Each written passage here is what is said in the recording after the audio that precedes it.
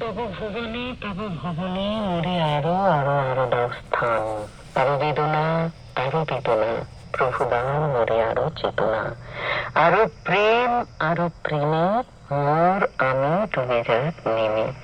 অর্থাৎ আমার যা আছে বা যা পেয়েছি রহমিকা থেকে মুক্ত হওয়ার জন্য কবির প্রার্থনা। আমরা এই বিষয়ে আরো কিছু গান এবং কথা আপনাদের সঙ্গে ভাগ করে নেব। স্টুডিওর ঘড়ি বলছে যে সময় সেই প্রেমের প্রাচুর্যে তিনি তার অহংকে একেবারে বিলীন হয়ে যেতে। সংবাদ বিরতিতে যাবার সময় হয়েছে। সংবাদ পড়ছি সুদীপ বসু। দক্ষিণ 24 পরগনার কমিউনিটি হলে মেলার সূচনা হয়।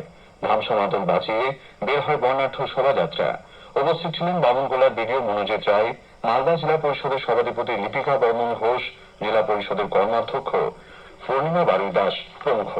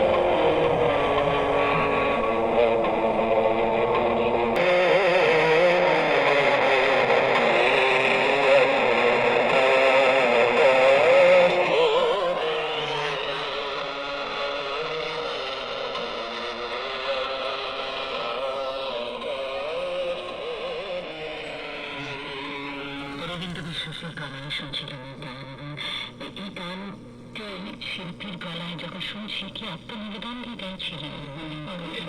খুব তুমি যে চেয়ে আছো আকাশ ভরে সেদিন কি অপূর্ব। একদিকে আকুলতা আর একদিকে অবারিত প্রত্যাশার চোখ, এই দুনিয়ে যেন জীবন। নইদিকে সব একেবারে ব্যর্থ হতো। তবে দুজনে সমান সমানে সমান নয়। আমি নইলে তোমার প্রেম হতো যে মুছে ঠিকই, কিন্তু দুজনের দেওয়া নেওয়ার সামর্থ্য আর ধরন ধারণ কিন্তু একেবারেই আলাদা। ৫৭ বছর বয়স যখন রবীন্দ্রনাথ তার নিরক্ষ কাব্য রচনার বেলায় সংগ্রহ করেছেন রবীন্দ্রনাথ, এবং মাঘোৎসবের জন্য যে গান লিখলেন তাতে কিন্তু দাতা এবং গ্রহিতার এই বিচিত্র দিক তিনি স্পষ্ট করলেন।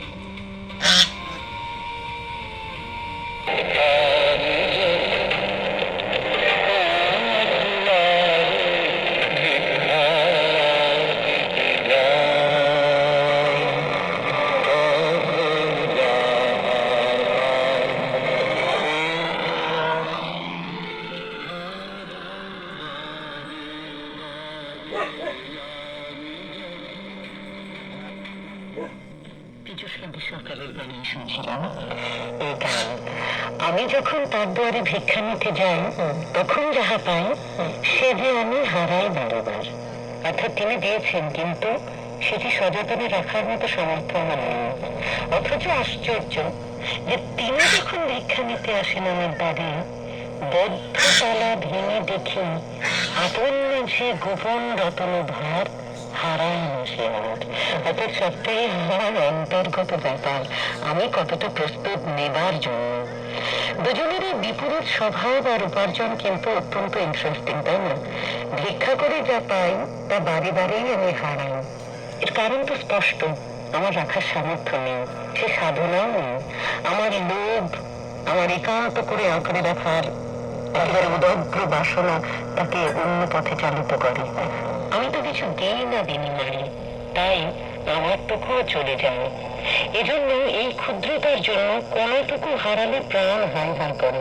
অথচ তিনি যখন ভিক্ষা নিতে আসেন আমার কাছে তখন অগোচরে দিয়ে যান গোপন রতন। গীতাঞ্জলির একটা কবিতার কথা মনে পড়ছে, যেন কৃপণ কবিতাটার কথা মনে পড়ছে একেবারে। কিন্তু দেখো এই বিষয়টি, এবং যে রত্ন তিনি দিয়ে যান সেই রত্ন কিন্তু কখনো হারায় না, কারণ তিনি সেই রত্নের সঙ্গে যেটা দেখিয়ে যান তা হলো নেওয়ার এক অসীম আনন্দ আর তৃপ্তি।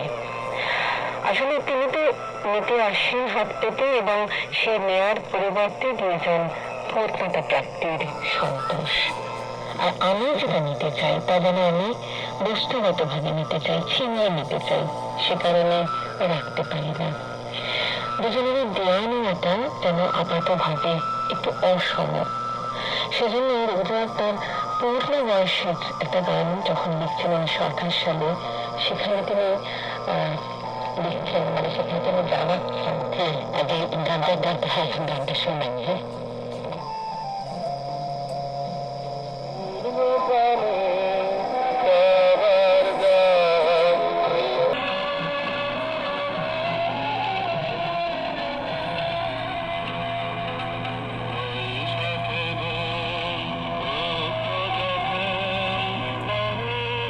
ধরুন আমরা থাকবো বেলা 1টা পর্যন্ত, রবীন্দ্রনাথের গান শোনাচ্ছি আর কথা বলছি।